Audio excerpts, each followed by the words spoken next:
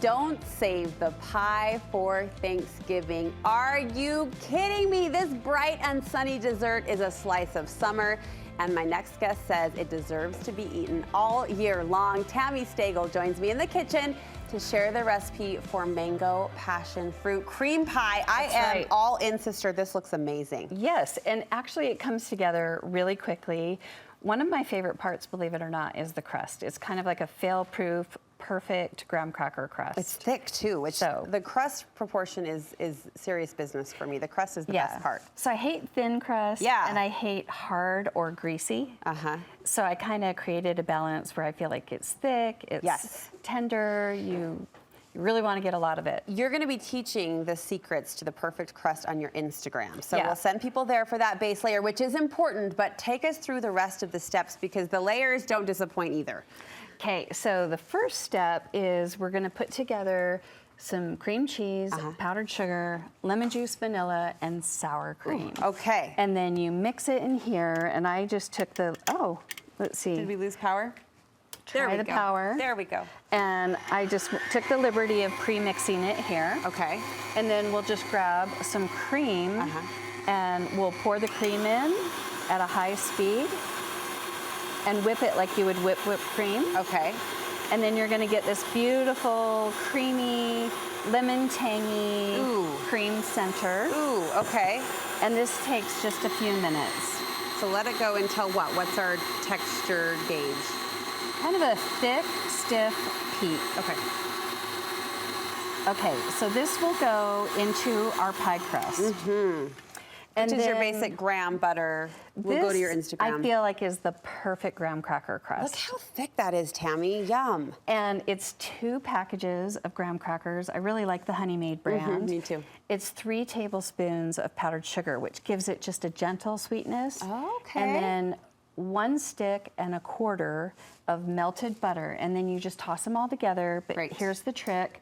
Then I take the bottom of a cup or a jar, and I go and I press around, and then I tap, tap, tap, and you have like this perfect crust. All right, let's introduce the star ingredients, passion fruit and mango. I guess there's 2. This is a passion fruit curd, and this is fresh cut mango. Oh my gosh, hello, lover. That looks amazing. And curd is really, really simple to make, so I want to demystify it. Okay. We've taught it on set before, so I just want to talk about it really quick because sometimes passion fruit is tricky to find. And here is the center of a fresh passion fruit. Okay.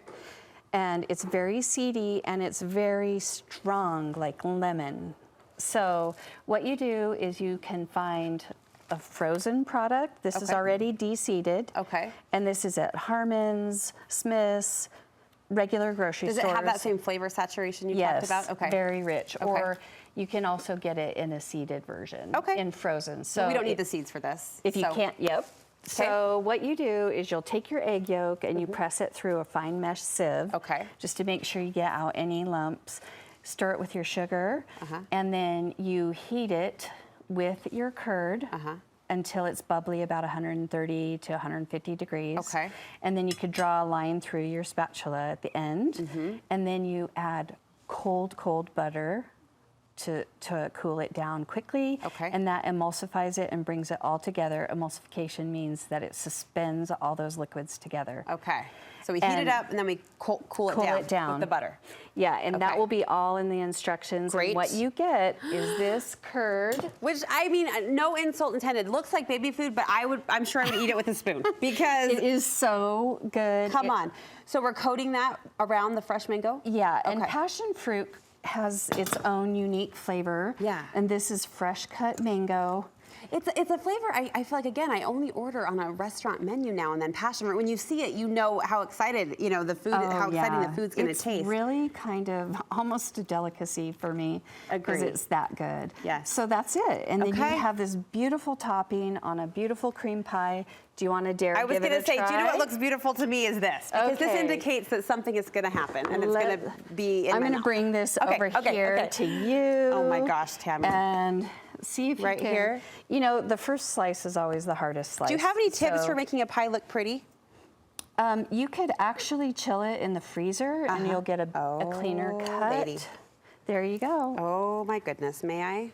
Absolutely. Tami, think of something so really excited. great to say because I'm about to take a bite. And I need some of that crust. I'm getting serious about this.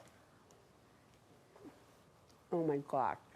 That is so good. It's so good. We have been making this on repeat, and then during peach season, I make a similar version. Tami. So I'm going to leave this pie for everybody on set today. And we will hug you, kiss you out the door because that is so delicious. Thank you so much. Yay. Where can we get this recipe and many others from you? You can find it on Bite Me Industries Instagram and also Bite Me Industries website and KSL.com on Studio 5. Be sure to be following Tami. I love how cold it is. It is summer. Yes. Tami, thank you. So good. Delicious.